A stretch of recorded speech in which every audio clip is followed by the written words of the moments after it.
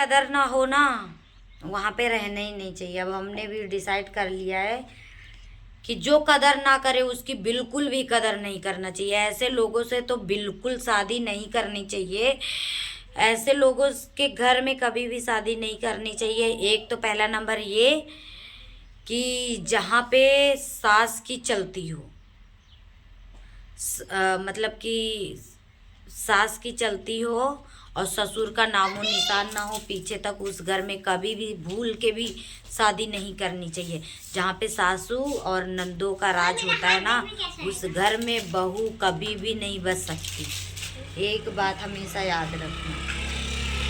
तो बस अब बहुत हो गया। ये क्या सोच रही थी, ये मुझे एकदम कमज़ोर और लाचार समझ रही थी कि इसको भड़का देंगे अपने बेटे को और धमका देंगे। हैं, इतना आसान होता है ये सब करना? तुमको तो हम नंगा नाच नचा देंगे। तुम कौनी वही माँ हो, सोच में डूबी हो कि जैसे दो दमादों को तुमने फैसला करवा दिया मंदिर पे, दो बुढ़वा चला गया बुढ़िया चली गई और हो गया फैसला, उसी तरह तू सोच रही है मेरे साथ करने के लिए। तो ऐसा नहीं होगा। तुमको तो हम लुधियाना रहना छुड़वा देंगे। तुम कौने सोच में डूबी हो, किस उसमें डूबी हो? हेलो एवरीवन, कैसे हो? जय श्री कृष्णा। आई होप आप सब लोग बहुत अच्छे होंगे गाइस। तो आप सबको पता ही हो, मेरी आवाज़ से पता ही लग रहा होगा कि मेरा ना गला है जो ख़राब हो चुका है। आज बहुत ही ज़्यादा अच्छी धूप निकली हुई है और मैं बैठी हूँ घर पे। तो गाइस, कल वाला वीडियो किस किस ने मेरा देखा था कि मैं पिछले 1 साल से बहुत ज़्यादा अपने ससुराली जनों से मतलब प्रताड़ित की जा रही हूँ और मेरे पास कोई ऑप्शन नहीं था, क्योंकि झेलने के अलावा मैं सोचती थी यार हटाओ कोई बात नहीं है, आज नहीं तो कल सही हो जाएगा।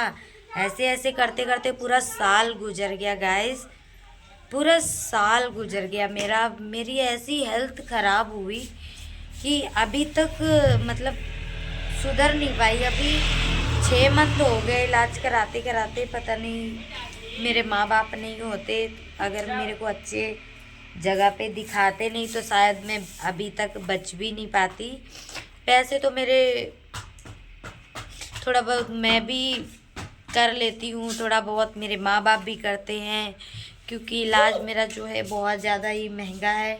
और मेरे हस्बैंड भी है, मैं झूठ नहीं बोलूँगी, वो भी मुझे पैसे देते हैं और मैं भी कर लेती हूँ। मेरे माँ बाप भी हेल्प करते हैं, क्योंकि हर महीने में बहुत ही ज़्यादा खर्चा है। आने लुधियाना से यूपी आना और यूपी से फिर जाना, बच्चों की पढ़ाई, सब तरीके से मैं इतना मतलब कि पिछले 1 साल से बर्बाद हो रही हूँ ना।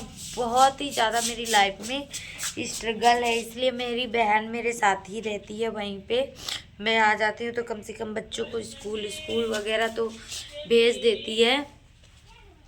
और मैं आज संडे है, कल मैं बैठी थी मंडे वाले दिन, मतलब बैठी थी। आज मेरे को 8 दिन हो गए।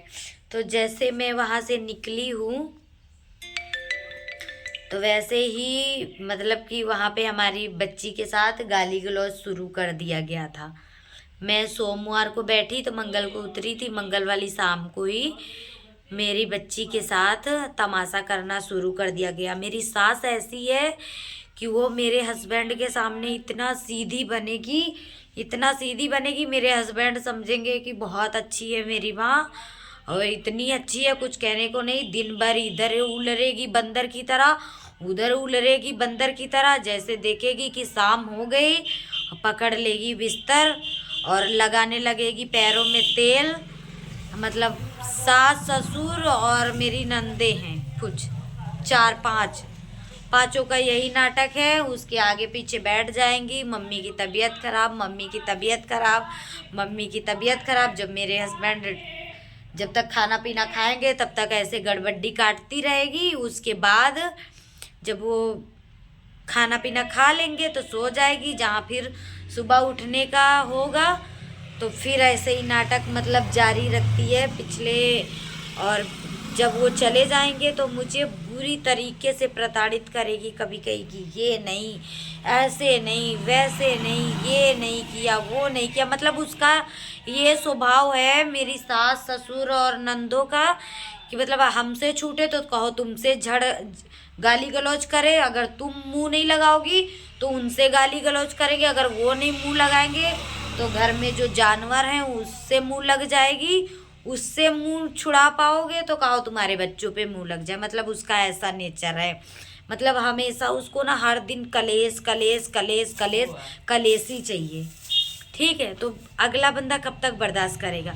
मेरे को टॉन्च मारती रहती है हमेशा, मेरे को मेरे लड़के को फंसा ली, मेरे लड़के को ये कर ली, मेरे लड़के को सिखा दी, मेरा लड़का छोड़ दिया, ये कर दिया, वो कर दिया, मेरी जिंदगी ना तबाह कर दी एकदम, मतलब तबाह कर दी। शादी के करीबन इस बार 11 मई आएगी तो हो जाएंगे 11 साल। 11 साल में उसने हमारे मतलब क्या बताएं कि 11,000 कर्म बना दिए उसने मेरे। 2 बच्चे हो गए। अब कहती है कि मतलब कि अब सब कुछ हमने मेहनत कर कर के कर ही दिया, घर बनवा दिया, एक प्लाट भी ले लिया, सब कुछ कर दिया। अब ये सोचती है कि हमारी बेटियों का हो जाए और कैसे कैसे करके इसको घर से निकाल दे। बस उसकी यही है कि अगर जब मेरी बेटियां खुश ही नहीं रहेंगी तो ये भी खुश नहीं रहेंगी। इसकी बेटियां ऐसी है, एक जाती है मायका छोड़ के तो दूसरी आके टपक जाती है, दूसरी जाती है तो तीसरी आके टपक जाती है। हमारी जिंदगी एकदम पूरी तरीके से तहस नहस करने की साजिश रचती रहती है, हमेशा रचती रहती है, हमेशा लड़ाई झगड़े से ऐसे कलेश करवाती है, रोज रोज कलेश। इतना ऐसा कोई दिन नहीं जाता होगा जिस दिन ये नंगिन कलेश ना करवाती हो। एकदम इच्छाधारी एक डायन होती है ना, वो भी 7 घर छोड़ के डसती है। ये जो हमारे घर की डायने हैं ये तो अपने ही घर को रोज रोज डसती है। मतलब एकदम एकदम माहौल घर का खराब करके रखी हैं।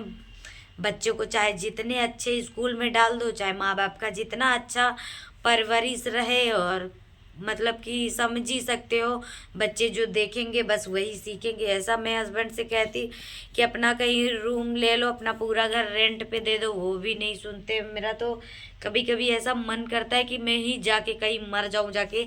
अब हमने वो कर लिया है, अकेले बाप के बेटे हो तो क्या हुआ, अगर उसकी नहीं पट रही हमारे साथ तो बिल्कुल उसको हटाओ, छोड़ो।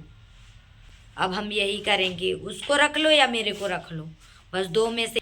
बस आती है यही सिखाती है कि इसको छोड़ दो, इसको छोड़ दो। जब अपनी 5 के साथ अपने लड़के का ब्याह करा देती, हमको क्यों बेह के लेके गई थी।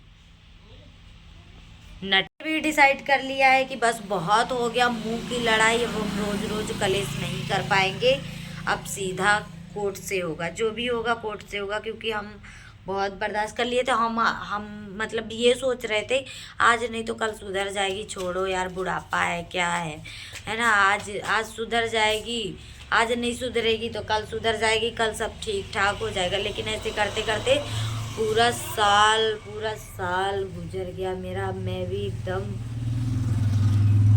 क्या बताऊँ।